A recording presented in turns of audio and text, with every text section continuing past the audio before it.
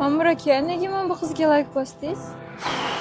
Ha, menga qara, nima yana boshim o'rtotsan meni? Sen bilan ko'chada normalniy aylanib ham bo'lmayapti o'zi.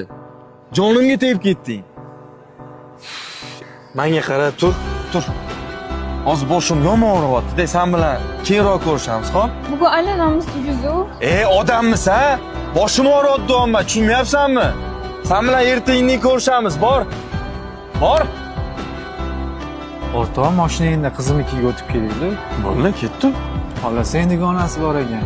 Ma'mur aka, To'san shu tur, bir minut. Men senga ertaga ko'rishamiz dedim. Uni men orqamdan poylab yuribsan meni. voy boshim og'riyapti deganingizga dori olib keldim. Ichvoring.